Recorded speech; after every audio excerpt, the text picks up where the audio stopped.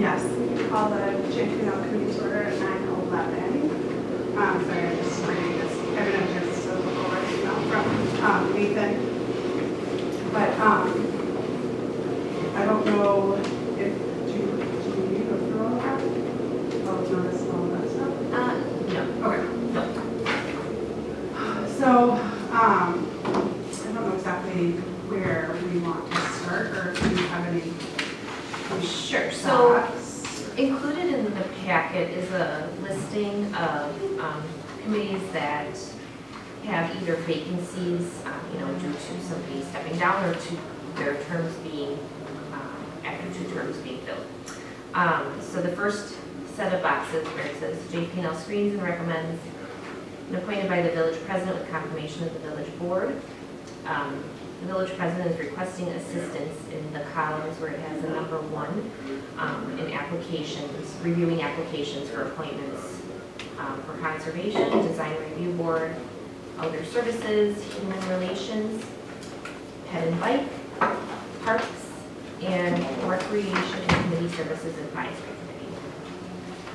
I had a conversation with the village president, and I think that parks, I'm not sure parks is one that she is, I think parks is one that she's doing. Is that correct?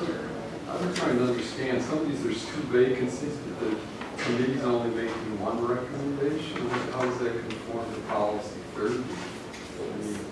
So if you read the update from Nathan, I believe it kind of goes over the idea of the JPL is that if the president doesn't have somebody up to appoint to that committee, she would then take guidance from the JPL committee to review or to screen the applications and then make a recommendation for her for employment. I'm not sure about parks. I did touch base with her yesterday around 4:30, but we were discussing other pieces of the meeting today. I think she was coming, so.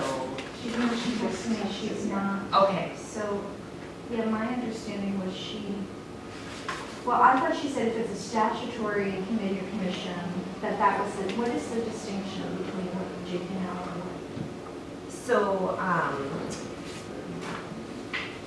the ones that she would just make recommendations for without coming to JPL would be Board of Appeals, Board of Review, CDA, Library Board, Planning Commission, and the bid. Is that because they're statutory? Correct. Statutory meaning in this statute or state statute? I believe both. So I think our ordinance Okay. matches with state statute. So, can we look, does anyone know what the code is for parks and, because I don't know what you want to do. I mean, my understanding was that she was not looking to us for parks. But it's on here. I do think at the one, well, there was one where she thought there was only 1 expiring appointment. There's actually 2. So the individual that could have been reappointed decided to step down. So that could be where, if she had an appointment for the expiring person, the person that was, the term was expiring, but then she did not realize that the individual that could be up for reappointment was not choosing to seek another term. Well, I guess if parks is one that she wants to make an appointment, and so that we might recommend somebody that she might be her appointment. So I guess the worst that happens is that we make a recommendation that she doesn't. Yeah, and maybe save it till you will go through all the other ones and save it to last, for time's sake. Yeah. But I think that's where the confusion came, because I do know she said, as we were touching base, she's like, I thought there was only 1 opening, and there's really 2 because the individual that could be reappointed decided not to be reappointed or to seek another term. And I also, is parks part of that state statute, or no? I thought it was. That's what I was trying to look up. No, administrative legislation. Well, Because it's plan, CDA, Board of Review, Yep. Board of Appeals. What about? where the haze lies kind of is policy 30 and why it was implemented. So Nathan is saying the village president would only seek JPL's input or evaluation if the president didn't have somebody to appoint, they wanted JPL to go and screen the applications for the appointment process. So what my understanding is, where she is asking for a request from JPL, she does not have somebody that she wants to appoint to, or, you know, a specific person that she wants to appoint to that committee. That really turns that whole policy over, turns it upside down. Yeah. I mean, the intent was the JPL would screen all applicants and then make a recommendation. I don't know where the process of talking to staff, like the senior resource board appointments, has anybody talked to our senior resource center So director on her yeah. recommendation? I mean, this is, Yeah, well, actually, I just looked it up, okay. The 16.8, there's created a village park commission consisting of 7 members who shall be village residents, shall be appointed by the village president with confirmation by the board. So that one is the village president one. But I mean, And maybe that's you know, I think we have to have a meeting about what policy 30 looks like and clarification on it. At this time, we did not seek input from department heads as the liaisons, because we didn't know. It's a lot of time on our time too if they're not going to take the advisory from the department heads. So. I mean, we have so many new applicants, which is great. Yeah. Which is what I think we want, more people involved and interested in whatever. Yeah. Okay? I think what happens a lot of times is that you look at how they're relatively new residents, and I think, you know, I was thinking about it this morning because it's a little bit like, oh, I'll volunteer, and like we all volunteer for stuff. This is a little more than volunteering. Yeah, you know? it's not like volunteering for a bake sale at school. Right. Right, exactly. And so, and many of these people have never gone to a meeting. Yeah. So they really have no idea like what they're actually signing up for. Understood. And I know the way we used to do it, no, you were on JPL, we would interview people. And it was like a never-ending process, and it was really time-consuming. But, you know, at least you had some face-to-face with the person, and, you know, you got some feeling about them. I mean, I find doing it from paper really, really difficult. And some of them, like HRC, you know, when we set up the HRC, there's certain slots that have to be a certain percentage need to be people from a disadvantaged group. So, and there's no way, and we always anticipated that we would be interviewing for that because, you know, unless somebody states on there, I mean, some people stated I'm an immigrant, I don't think that's one of the groups, but I mean, it's a perspective that would be great to have. But so HRC, I feel like we do need to interview for HRC. And one thing I was thinking that might, and I agree with Mike, I would love to have a Joshua Bertor for conservation, have talked to some people or have made, you know, not that we necessarily do whatever the commission chooses. Understood, yep. But it's good to have that, a little bit of input. What I was thinking is, could we, and this may be an idea for next year, Yeah. but could we have like a picnic and invite everyone who submitted an application, and all of us can go, and all of it, anyone who's on a committee or commission can go, and we can all just try to like have a little one-on-one, like speed dating, instead of, you know, like speed dating, so we can at least like get a little sense of like, why are you interested? Because that was one question I just started asking, what, you know, why are you particularly, like, there's people who apply for like 10 things, you know, but then there's somebody who's like just pet bike safety, and like, you know, you can really get to what is your interest. So I feel a little uncomfortable, you know, making appointments with this level of information. That's how I feel. Yeah, and I think actually that idea, you know, some sort of event where we have some sort of speed dating idea, I think actually is a fantastic idea because, I mean, there are people who we, you know, can read their resume and get like, oh, why you're interested in police commission. Obviously that, you know, somewhat aligns with your, Yeah. you know, your background. But then there are other people. My somewhat, and I definitely can feel that sentiment where you don't know somebody unless you've actually had some sort of interaction with them. My hesitation about the interviews is just the quantity of time. Right. I personally was interviewed for a couple of things and didn't feel like it was, I mean, it was like 3 questions, and they're not really substantive, and so, you know, I'm like, how do you even know that I would not be good for that committee or commission? Where if there's, if there's several people there, and we have, some organizational, I think that would be beneficial, because, I mean, I do think right now it's hard, this is hard to manage. Right. Well, and I mean, just from my time alone, I could dedicate a full week just to working on it and getting it ready for, Oh my gosh. yeah, right. So, I definitely think we need a different process. Well, there's a lot of communication too, because like, are you still interested? Are you taking a lot of time? Are you, That was a discussion Trustee Maher and I were having, kind of waiting here is, there are a ton of applications for some areas, and we don't even know if some of these people are still village residents. How long do you keep an application on file? Is there a time limit? Right. And so that's one of the discussions too, of, you could pick somebody to make a recommendation, and they may not even live here or want that position. And then you're back to the drawing board. Right. So, Like on library, I don't know, it would be good to know what the library board needs. I mean, there's lots of very qualified people, a lot of experienced librarians, but maybe they need a financial person, a fundraiser.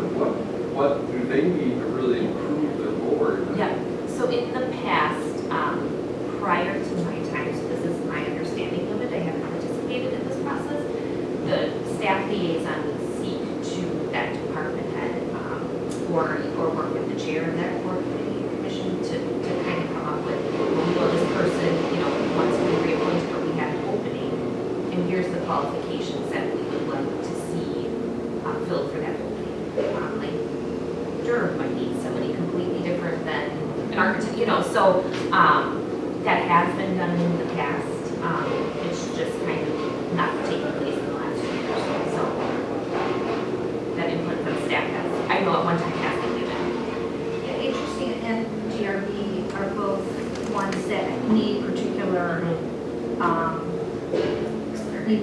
experience, although, I don't know where design review board is in here, Well, doesn't the design review board have specific, isn't there, architect, realtor? Yeah. There's but I don't think everybody needs to be one. I mean, No. that's another thing we need to just understand what the boxes are we have to fill, and if people, there were a couple architects. But I'm not sure we,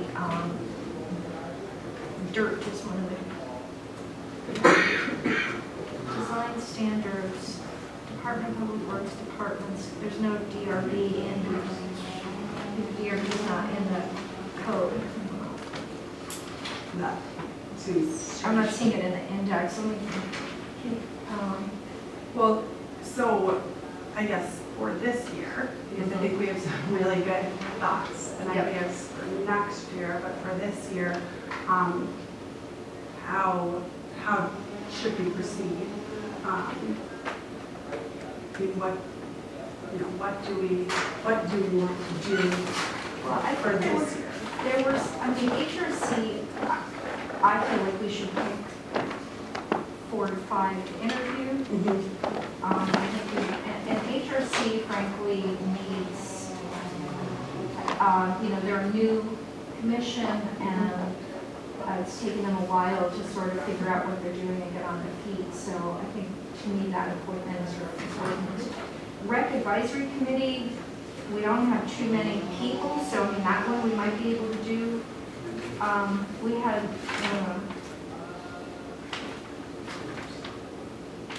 I was just saying, for conservation, we have 1, 2, 3, 4, we have about 7 people for conservation.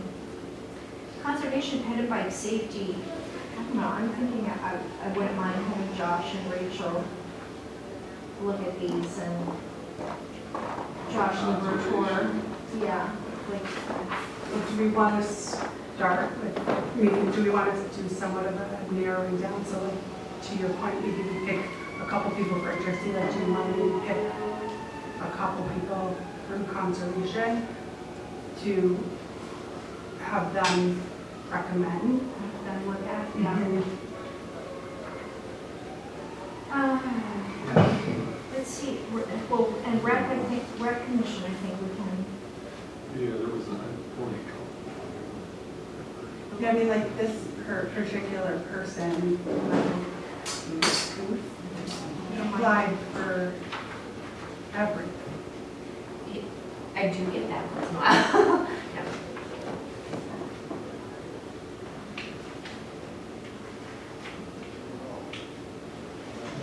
You know, Kathy Stokebrand, I know she has an interest in the rec center. Although, but she also put in for parks, and I'm not sure if Allison, Yeah, we need to know what, if Allison's gonna put her forward for parks, I don't know. could be interesting. Well, maybe,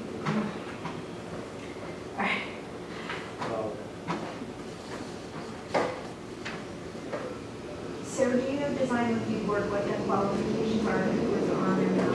Yes, I emailed her to see if you could provide, if I know it was from Gallagher, who the term is expired in April, what his position is, so I said, I believe it's an architect, but let me see if he responds, so, Okay, I was looking at the, yeah.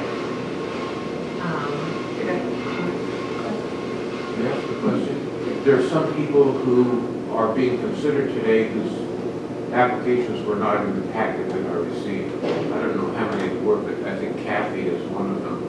Do you know if there are candidates or applicants whose names were not included in the packet of materials that I got from your office? I believe the Recreation Advisory Board, there was somebody who stepped down since the last, after we requested the information. So at the time there wasn't an opening, and now there is an opening, so there wouldn't have been any applications to review at that time. But I can Some definitely people- provide. Some people whose names who submitted applications, those applications were not in the names that I received. Are you saying it's because there was no? There was no opening, correct, yeah.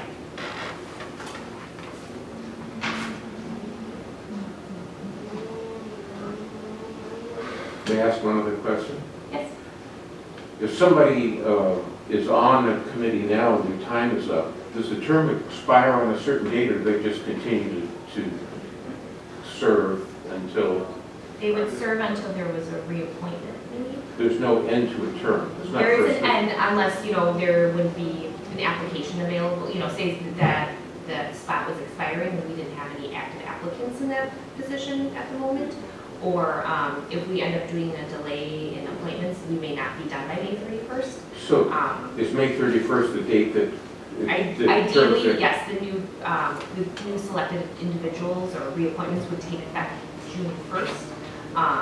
But depending if we get delayed, those individuals would be asked to serve until the new appointments are made. Fair. Just so that that board, committee, or commission would definitely have someone for a quorum as well. 'Cause then So they would technically- serve even though they were not appointed? Correct. Is that legal? That is advisory from our attorney. Well, they're appointed, Yeah. they just, There's- they But serve it's until replaced. it's for a term, specific Correct. term.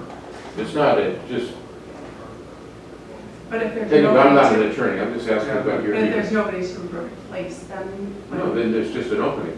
There's Right, nobody to vote. then there potentially there could not be quorum for that committee or commission, which, That's what happens, I guess, if you don't have somebody appointed.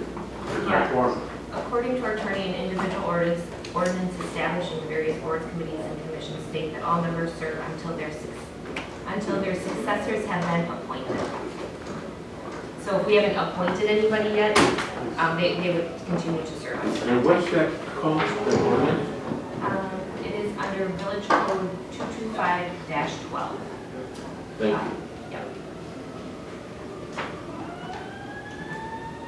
so I can't, I'm trying to pull up the municipal code on the iPad, and it's giving me a hard time.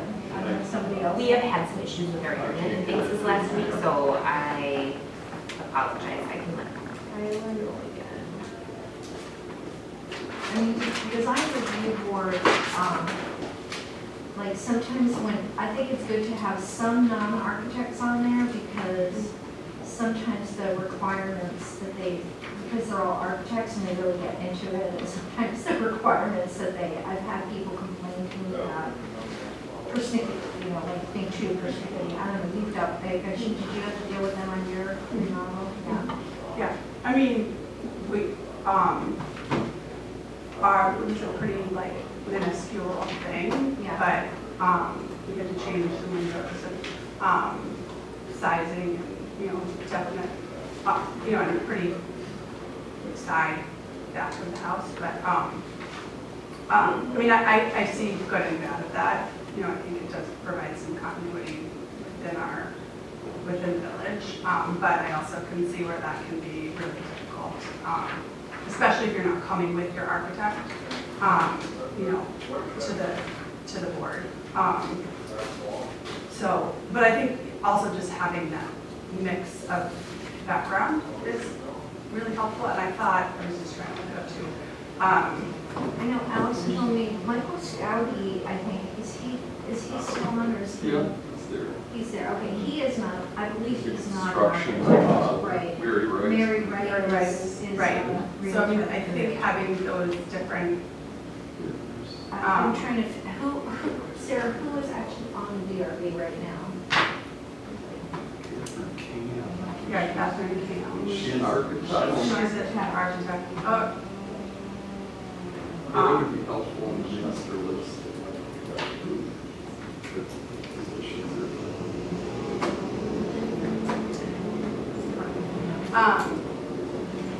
So Catherine is on, Michael Stoudy, Mary Wright, who else is on? I'll tell you in 2 seconds.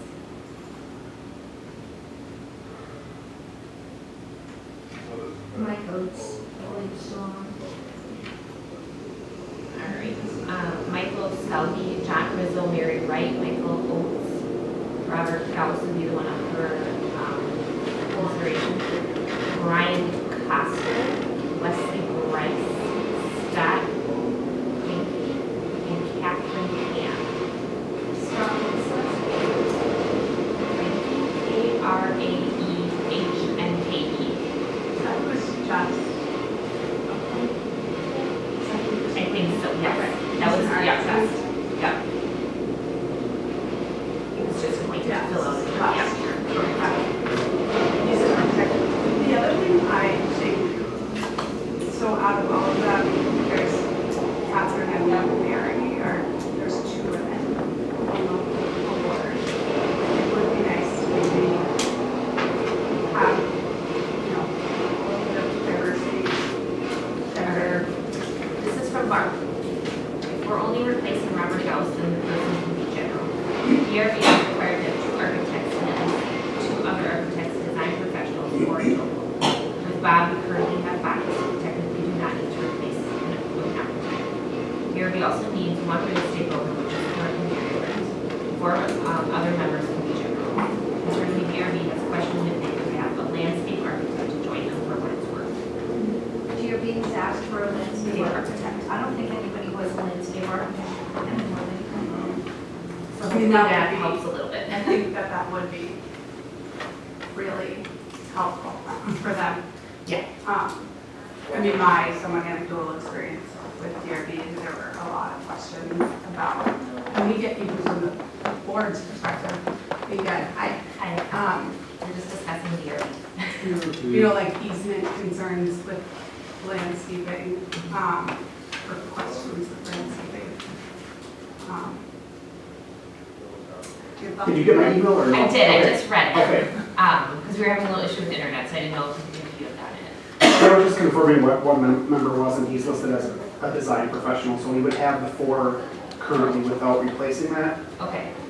Like I said, the only thing they've questioned is a landscape architect, when there's like, you know, landscape and retaining walls, things like that, that are not like building related. They've always questioned whether or not they could get someone with that expertise to join them, but I'm not sure what applicants we have or not, but we wouldn't need to replace him with an architect per se. Okay. So you say land, some one of these is a engineer with Clark Dietz. You're looking for engineering, Is that, artistic land. is that Michael Booth? Oh,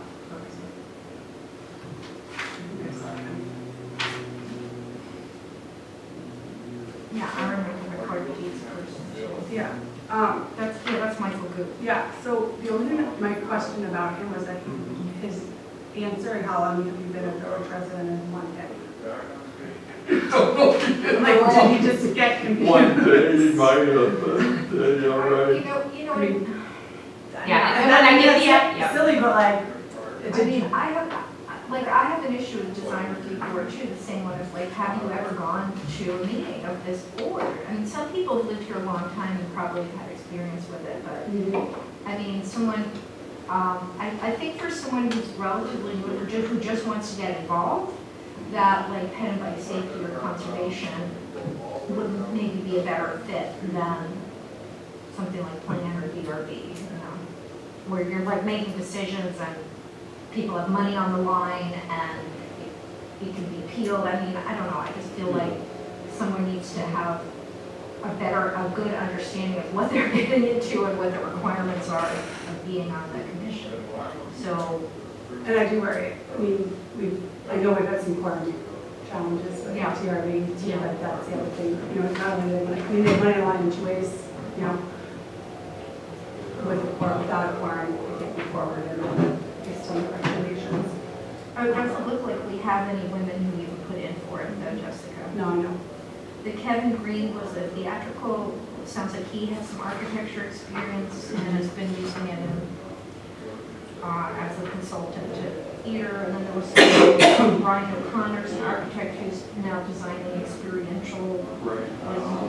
Apple stores and stuff like that.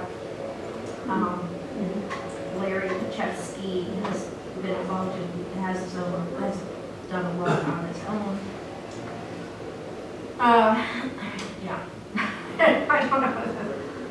I mean, I guess these are the names of, this is who's interested, so. Get in the applications or something. Yeah, Ryan O'Connor, I know my initial impression of the sounded pretty creative and thinking outside design. I had interesting perspectives. Which one? Ryan O'Connor.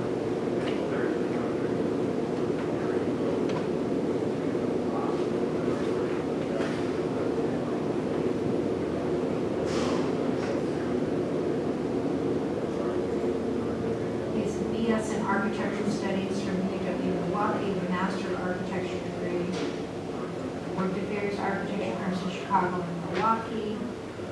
Temporary architecture as a way to bring brand awareness to life through experiential and event marketing. He renovated his basement. How long has he lived in town? 10 years. I don't know, one day.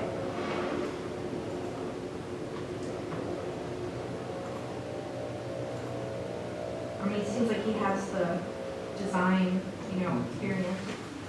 If we want to go a little less designy, then, we can, I don't know, how has the DRB, I think the reputation in the past is that they're a little like, sometimes the things that they ask residents to do are sort of like, they'd be nice, but maybe a little bit more than, I haven't had that experience. I know I've heard that, Yeah. and I don't know if that was dealt with or if that, I don't know.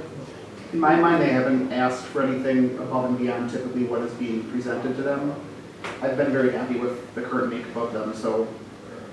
so that the residents, I mean, do residents have to come back multiple times, or are they dealing with people's That has issues? only happened like 2 or 3 times, and I would say in all those times, in my time here, in all those times, it's been because of a lack of plan details. It hasn't been because they've asked for major modifications, it's that the plans themselves didn't have the detail. That's the only current issue that I would say Durham is running into currently is that they would like to require greater plan details so that they can have cleaner reviews.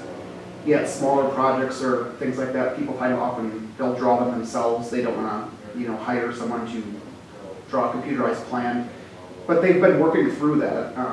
But in those instances, that's where they'll come back and say like, that's not to scale, or we need the details of this. Then you'll have to come back for that. They've only denied one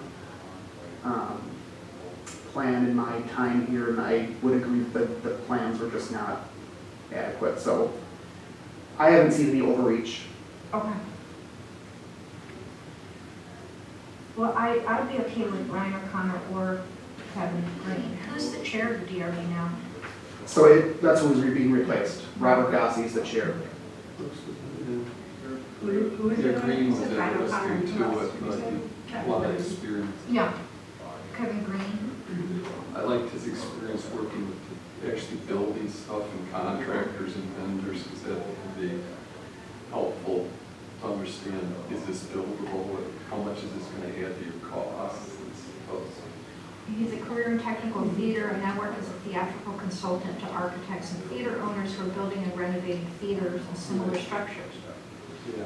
My experience in the collaborative process of theatrical production and design is a perfect match for the process of guiding community planning and implementation. His current role in advisory services on building planning and design, as well as review of drawings and designs for code compliance. Great deal of familiarity with architectural and engineering drawings. I mean, I think he could bring it good, sort of different perspective. He was the Kevin Green. Yes. He's been here 1.5 years. Reverse that now. It's hard to know. And he You know, just it's hard. applied, he's not one of the carryovers from Oh. 2018, so Right. he's a new.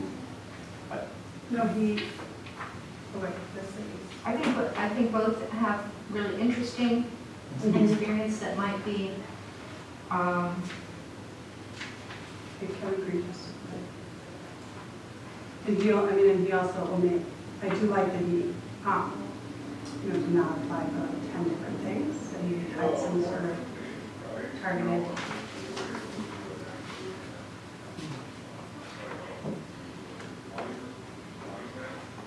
I'm fine with either one of them. I would go put Kevin Green up just because he appears like he has more practical on the ground experience, which has been helpful in other committees. Like the planning commission. Okay. it's fine with me. Yes, one down. Agreement? Kevin Green. Hey, Okay. yeah.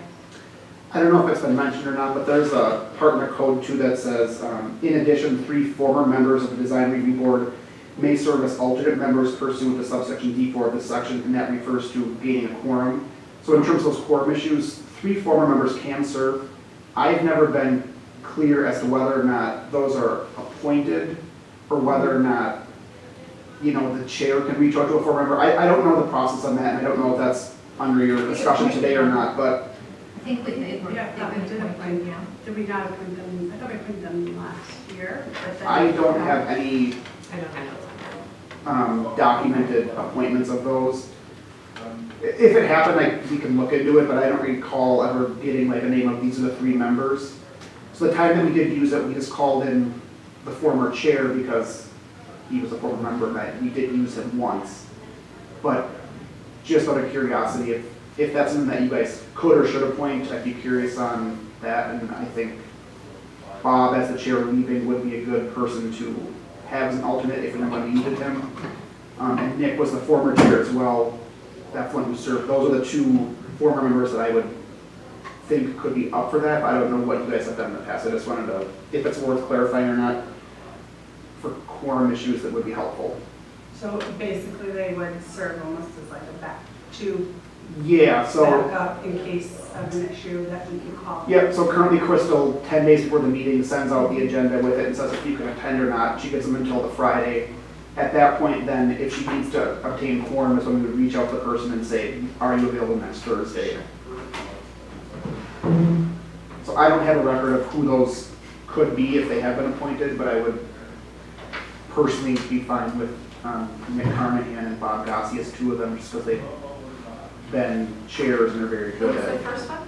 Nick Carnahan, he was the former chair, and then Bob Gossi is the current chair. Well, then, yeah, we can appoint them Yeah. as the alternates. As alternates, alternate one and alternate two. That would be great by me. Who else do we know who is on? You know, anybody else from the past? That's the only people that have been replaced in my time. We can look it up. I can look it up, I'll bring it back. But two for now would be more than adequate, so that's good. All right. So I was, for HRC, could we maybe invite everyone to come to the next HRC meeting? I think come to the next HRC meeting and observe and get better familiarity with HRC. And then we can ask, I can talk to Sharita. Or maybe we put on the agenda of HRC a 10-minute thing for people to introduce themselves and say why they're interested. One thing too is I know there was a slew of individuals interviewed last year, and obviously some of them didn't get appointed. Right. Would you like that list? I don't have it readily available, of who was interviewed and didn't get appointed. Would they be in here? I don't, well, we had additional ones added, so that's the only, there are additional applications added after those interviews took place. We need to send people that are already been interviewed. Yeah, we Right. can list the, Yeah. We did interview a lot of I people. remember John Talley was already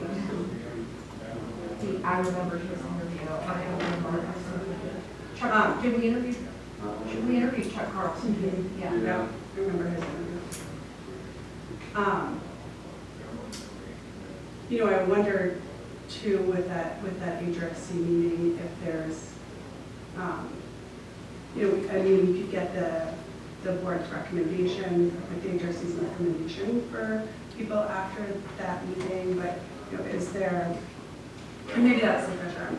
Or is- Maybe what? Maybe that's sufficient, that they come to that HRC meeting,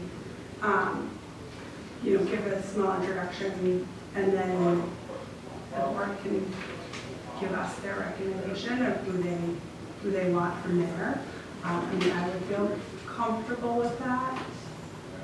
But what do you there's think? 23 people on this list. That's a lot. Well, I mean, For HRC, or? Yeah. but I mean, I think it's really, so the 23 are not going to show up No. for one thing. Yeah. What we will have is somebody says, I can't make that particular meeting. Right. Right. And do we keep them in consideration, or do we say, well, if you can't make meetings, you can't make meetings? Well, I would assume that there will be turnover. Sure. So if you can't make that meeting, there will be turnover. Right. And HRC's also created these committees, and they've brought people on who, and I wasn't going at that point last year, so I'm not sure, but there definitely are people who are coming to every meeting who are a committee member, but are not an appointed HRC member. So, Within that subcommittee. Right. from what I have last year, there was a Charles Carlson who was interviewed and not appointed. There was John Talley, Right. and I believe there's one McKinsey, more. Edmonds. Donna Whittle. And Mackenzie's on HRC. Mackenzie's on it, yeah. Oh, Donna Whittle. Oh, yeah. And then there was Norma Duckworth, but I believe she moved out. Yeah. Moved out of the village, so, Was yeah. in Village Anywhere. Yeah. Those were the people who did interview who were not appointed at the time. Okay, what about this? What if someone puts in what was the deadline for this, May 1st? May 1st. So if someone, I don't think HRC is meeting until June. So what if someone puts in an application between now and June? Are we saying you gotta wait till next year, or are we saying you should come to HRC? I think we should cut it. We got it. And based on that, there's 23 applicants already. I think that's a lot. Yeah. So I think that was the deadline for this year. Okay. Yeah, and I think we were very specific on the deadline, so Yeah. I would be comfortable to say if it was received on May 1st, it could not be considered until next year's appointment process. So the HRC's next meeting is June. Do you know Sarah? I don't. Is Tyler here? Let me ask him.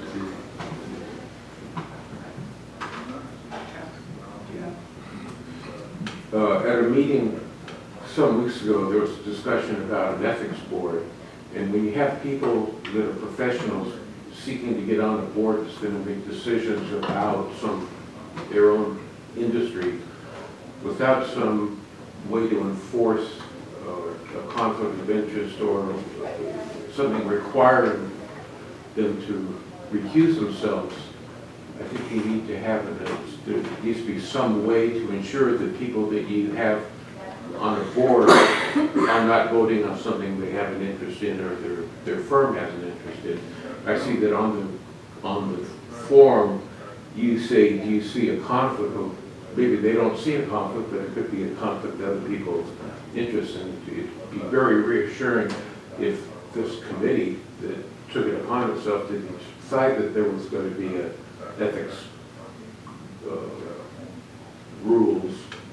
If you did that before you appointed people, or at least had them agree to recuse themselves, because there is nothing like that now. Are you referencing the conversation about the ethics and the Code of conduct. the code of conduct and ethics? So the board voted for that to be removed from JPL and to be discussed at the committee of the whole. I understand that, but as you appoint people to these committees, please consider that people try to get on committees in which they'll be able to influence things that they have an interest in.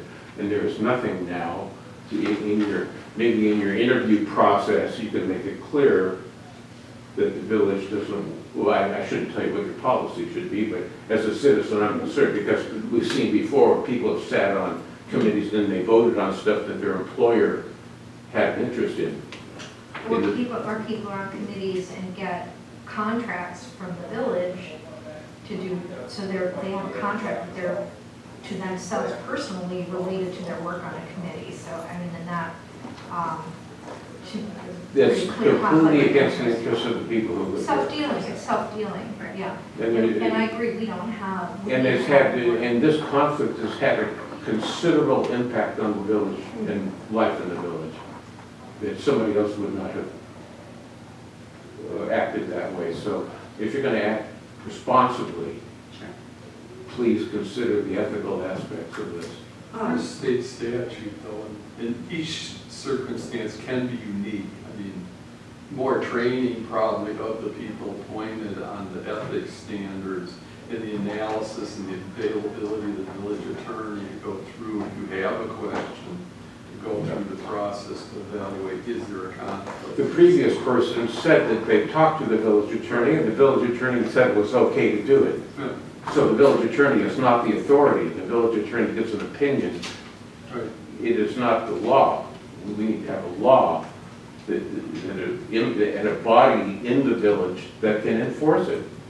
There's a law, the state law, if the village attorney is advising the person to request an opinion, it doesn't absolve them if there is a conflict, that, you know, the DA or somebody. Mike, is there any way that having an ethical body of law makes it less ethical in the village, or would it make it more ethical? It's not going to hurt the village to have an ethics board, but it has not helped in the past not to have one. People have done it anyway. What we're trying to do is stop unethical behavior, not consider whether there's an alternative, because the alternative doesn't work. That's what I'm saying. I think it would be, if a resident has a concern about a conflict of interest with any commissioner, I guess they would bring it to Judiciary Personnel Licensing Committee or the board, I mean, to consider, although in the thing you're referencing, I'm sure the board at that time would have said, oh, we have this legal opinion and we're satisfied with that. So. Exactly. And you also have the option to ask the Attorney General, but you have to be willing to not act until you get the answer. Oh, I see. I mean, we want to have some way to ensure that correct action is being taken. And it does not seem to, it doesn't work here. Well, I mean, I think we also have to think about where, certainly with self-dealing, that should not have happened. But with, the conflict you're talking about is probably like, I mean, I don't know what Parks Commission or HRC or Pet and Bike Safety, I'm not sure. Although there are, I will say there are members of Pet and Bike Safety and Conservation who are professionally involved in those areas. So, I mean, I think that's a difficult one, Like there's someone on conservation who I believe his business is solar, so he has an interest in it, but is the fact that we have to be sure that his company is not getting any business. This is the thing, is there a rule that says, if you want to be in the sport, you can't do business? Is that the kind of village we want to live in? I think it is. Yeah. I mean, if you, like, we have criteria that people have to be working architects to be on a board. You're in the business. I mean, it's situation if someone comes before you that creates a conflict that rises to the standards of the state statute, then you have an obligation to recuse yourself from the matter. Except I see a lot of people do that. If you ask the village attorney, and the village attorney says, sure, go ahead, well, then that's your entree. And what we want to do is not have the village attorney tell somebody that that's okay. How can you do that? By having a body of law that says you can't do this, and not have to ask the village attorney. Have a village ordinance that a board here would make those decisions and not the village attorney who works for you. Well, I would think that there may not be a technical conflict of interest, but there may be, that we may want to have a higher standard than just the state statute. I mean, I know in the past there have been arguments made for grants and real dollars and by close friends, So, I mean, it's not a conflict of interest because they're not a family member or involved in a business dealing that we know of. But, there is a close relationship there, so, that would have been, I don't know, but We have appointments to be made here. Yeah, I was gonna say, I definitely think it's a good thing to bring up when that's scheduled for discussion at the committee of the whole. So HRC will contact everyone who applied and notify them of the next meeting? June 13th. June 13th, okay. And can you just email Tyler that we'd like that to be on the agenda? Yeah, Okay. I will follow up with him today then. Matt Weiss appears 3 times on this list. HRC. Okay. So the count of really 21 One. HRC. Yeah. So we dealt with DRB, we dealt with insurance. Although he did submit 2 separate applications, so I have a hard time throwing one out. They may be a little different if there was interest in one, Okay, so we discount one because. We want to go back up to the top and go to conservation. Sure.